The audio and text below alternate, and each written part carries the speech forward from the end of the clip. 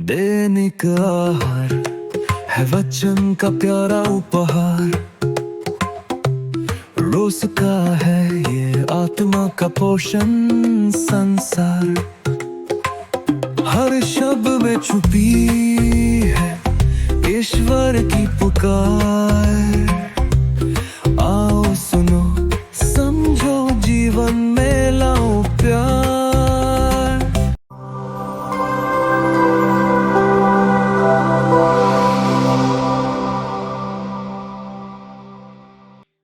ख्रीस्त में मेरे प्रिय भाई और बहनों, हम अभी पास्का के आनंद में सप्ताह में है। कल हमने बड़े उत्साह से घोषणा की, प्रभु सचमुच जी उठे हैं। पर आज का वचन हमें केवल खुशी मनाने के लिए नहीं, बल्कि उस सच्चाई को अपने जीवन में अनुभव करने के लिए बुलाता है। पहले पाठ में हम पेत्रुस को देखते हैं, वही पेत्रुस जो डर के कारण 3 बार यीशु को जानने से इनकार कर गए थे। वही पेत्रुस अब हजारों लोगों के सामने निर्भय होकर घोषणा करते हैं, जिस यीशु को तुमने क्रूस पर चढ़ाया उसी को परमेश्वर ने जीवित कर दिया। यह परिवर्तन कहां से आया? यह परिवर्तन आया पुनरुत्थान की शक्ति से। जब मनुष्य जीवित प्रभु का अनुभव करता है तो उसका डर साहस में बदल जाता है, निराशा आशा में बदल जाती है। भजन संहिता हमें सिखाती है, तू मुझे अधोलोक में नहीं छोड़ेगा, तू मुझे जीवन का मार्ग दिखाएगा। पुनरुत्थान का अर्थ यही है, परमेश्वर हमें कभी नहीं छोड़ता। सुसमाचार में हम 2 महिलाओं को देखते हैं। वे कब्र के पास से लौट रही है। उनके हृदय में डर भी है और आनंद भी।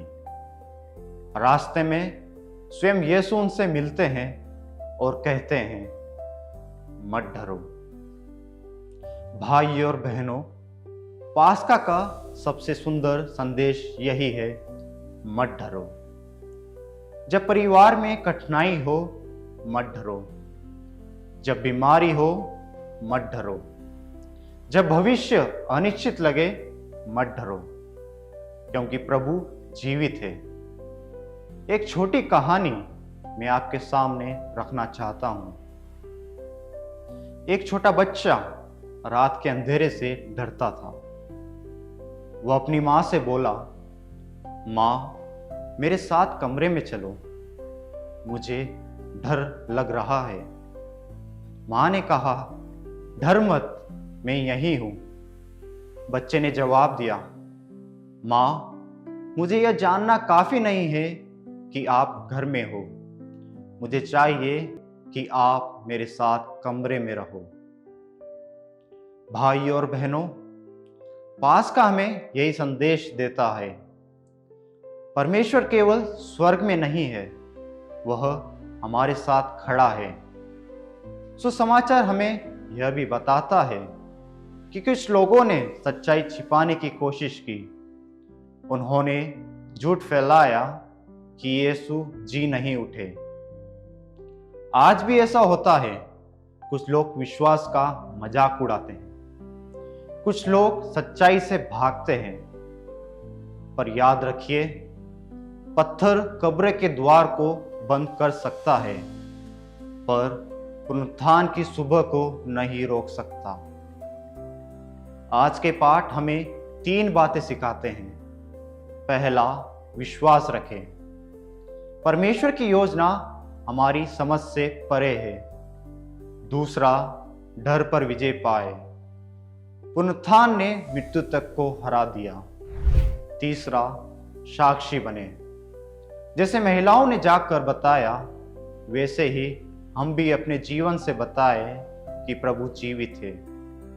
प्रिय भाई और बहनों, पुनरुत्थान केवल एक घटना नहीं है, यह हमारे जीवन की शक्ति है।